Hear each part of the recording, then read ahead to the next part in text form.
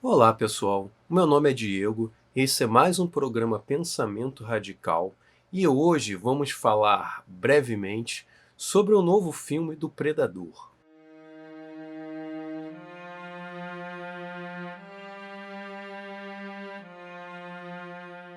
O novo filme da franquia Predador lançou agora em 2022 no serviço Star+, e conta uma história de uma nativa norte-americana do povo Comanche em pleno desenvolvimento pessoal. Se pararmos para pensar, o predador é um recurso para essa história de desenvolvimento pessoal da personagem. A mesma começa o filme obstinada em provar suas qualidades, sua capacidade de caça dentro da tribo. E ao longo do filme, descobre que o próprio ato de caçar não está relacionado a prestígio, a um valor individual, mas sim à sobrevivência e à coletividade. O filme tem sido aclamado por críticos de todos os tipos, por sua fotografia, por seu roteiro, pelas atuações. No entanto, por parte do público, há uma divisão. O filme tem sido um sucesso, tem atingido muita gente. No entanto, uma parcela do público tem hateado esse filme. Ou seja, tem atacado este filme de diversas formas nas redes sociais, na internet.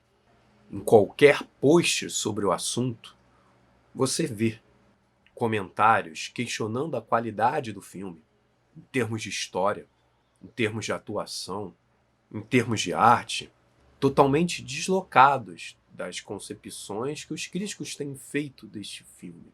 A franquia Predador conta com muitos filmes. A figura do Predador, inclusive, virou um ícone na cultura pop, geek. E este fenômeno de hate, de ódio, tem a ver com isso. No mundo geek, que consome cultura pop, de quadrinhos, de filmes de ficção, etc., existe um fenômeno de conservadorismo, que é o fundamento principal do hate ao filme que está em cartaz. Um conservadorismo que vem de duas frentes. Normalmente, o público geek é composto por uma parcela de fãs de franquias resistentes a qualquer tipo de mudança. Vemos isso em relação a franquias como Star Wars, ou mesmo em relação a franquias de personagens, super-heróis da Marvel, da DC. Qualquer alteração que seja é criticada. Seja adaptações de uniformes que, no mundo real, não caem bem, seja na história ou no enredo de personagens que são simplificados ou modificados para uma linguagem audiovisual. Porque quando você adapta algo de um livro, de uma HQ, para o audiovisual, você tem que fazer modificações para aquilo encaixar direito. Uma parcela dos geeks, dos nerds, não suporta qualquer tipo de mudança. Seja pelo apego que possuem aos personagens, a tradição que foi construída, seja por um sentimento estranho de este personagem meu, eu conheço e eu não quero abrir ele a outras pessoas. Situações que às vezes se tornam ridículas, tal como tivemos agora no Stranger Things, onde fãs do Metallica ficaram indignados, dizendo que a música do Metallica iria popularizar de uma forma ruim porque apareceu na série da Netflix. Música, inclusive, que sempre foi popular. Fato que levou até os autores da música, o Metallica, a se posicionar e falar que o público tem sim que escutar a música. E as novas gerações que estão ali acompanhando a Netflix têm que sim se tornar fã da banda. Uma outra parte desse fenômeno do conservadorismo no mundo geek vem da própria conjuntura atual e de algumas resistências que são colocadas nos dias de hoje, há mudanças que são sociais. Hoje, temos grandes movimentos de setores da sociedade que, de uma forma ou outra, sempre foram marginalizados, secundarizados, oprimidos. Estes estão organizados para mudar a forma com que são tratados materialmente e simbolicamente, para além da luta concreta por direitos das mulheres, dos negros, em torno da sexualidade. Há também uma luta por visibilidade, por protagonismo. O mercado, hoje em dia, é obrigado a abrir espaço, se reinventar, assumir que vivemos uma sociedade múltipla, vivemos uma sociedade de singularidades. E as histórias cinematográficas, seja do quadrinho, seja na ficção, seja de qualquer gênero, não podem mais retratar somente um homem branco, hétero-americano. E este fato cria hate numa parcela do mundo geek, numa parcela do mundo nerd, trazendo à tona o que entendemos como os nerdolas. Não podemos generalizar o público nerd, o público geek. Existe uma pluralidade aí, mas existe também uma parte desse público que se insere num fenômeno. As pessoas que são resistentes à mudança por conservadorismo, por concepções políticas e sociais conservadoras, que não admitem que o protagonismo das novas histórias de franquias que são queridas sejam dados a mulheres, a negros, a homossexuais. Neste novo filme da franquia Predador, isso é explícito. Em qualquer post sobre o filme, vemos argumentos do tipo: este novo filme é muito mentiroso. Esta mulher não poderia lidar com um predador, esse ser alienígena mega poderoso. Ah, é forçação a forma com que ela enfrenta o predador. E por aí vai.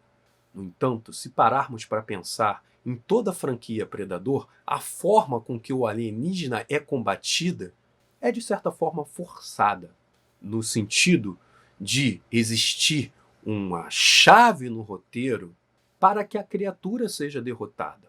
Ela é uma criatura mais forte e o seu oponente só consegue vencê-la por algum tipo de estratégia inteligente, por alguma conveniência de roteiro, que inclusive é até mais forte em outros filmes da franquia. Pensemos, por exemplo, no primeiro filme, onde o protagonista passa lama no corpo para se tornar invisível à visão infravermelha da criatura. Coisa que já foi até demonstrada naquele programa Caçadores de Mito, que não funciona.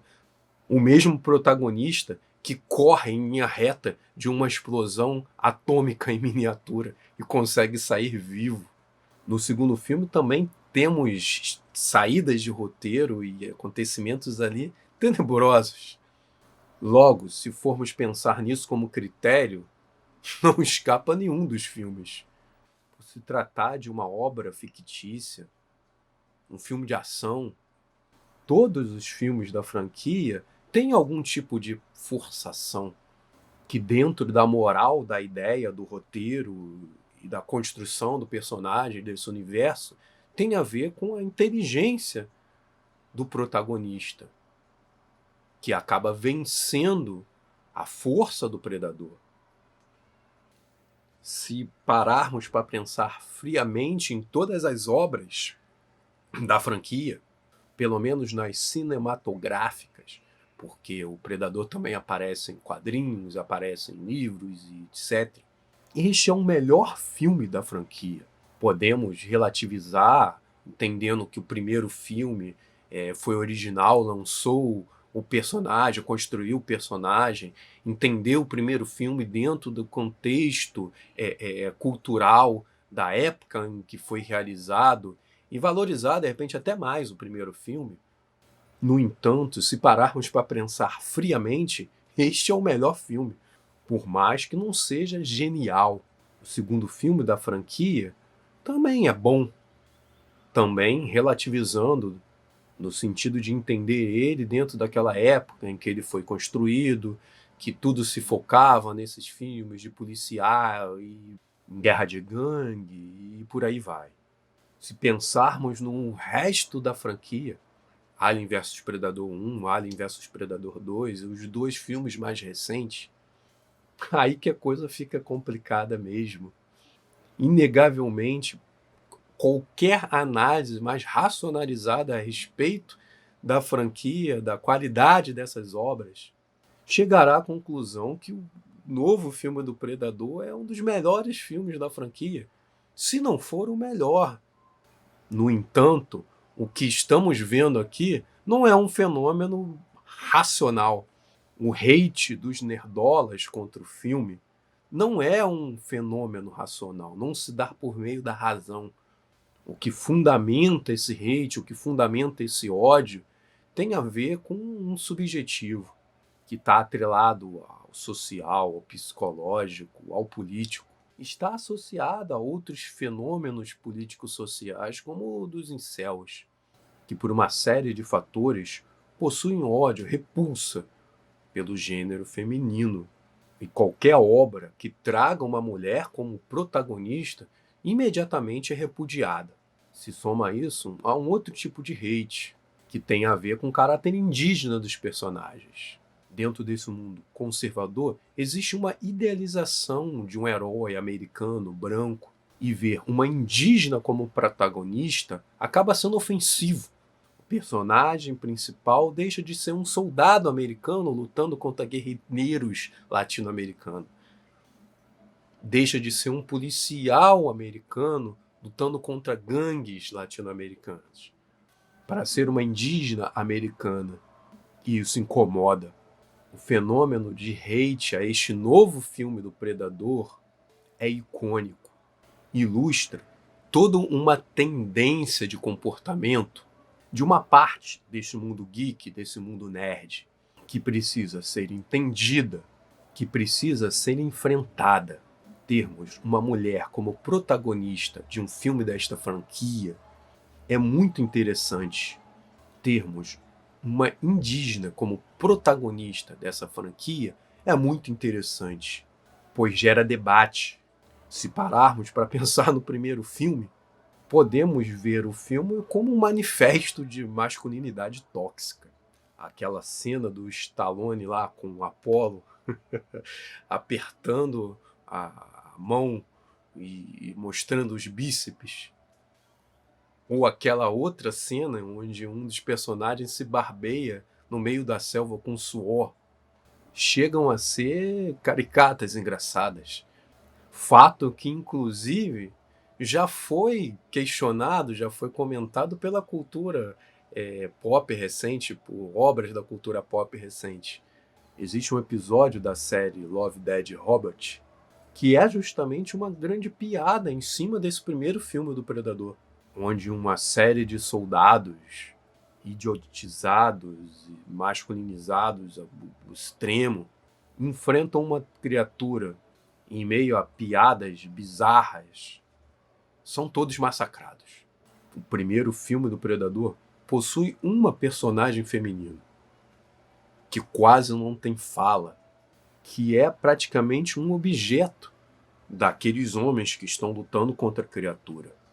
Saímos deste tipo de retratação da mulher para o filme atual, que retrata a mulher de uma maneira muito mais interessante. Por fim, fica aqui a dica. Quem puder, assista o filme. É uma obra muito interessante em toda a sua concepção, ou seja, no seu contexto político, social, mas em suas qualidades técnicas, enquanto filme, roteiro, arte, atuação. Cada vez mais fica demonstrado que é urgente enxergar este fenômeno de ódio à diferença e, de alguma forma, combatê-lo. Vivemos em um país e um mundo marcado por extrema opressão contra as mulheres, por extrema opressão contra os indígenas, E qualquer tipo de movimento de ataque ao gênero feminino é preocupante.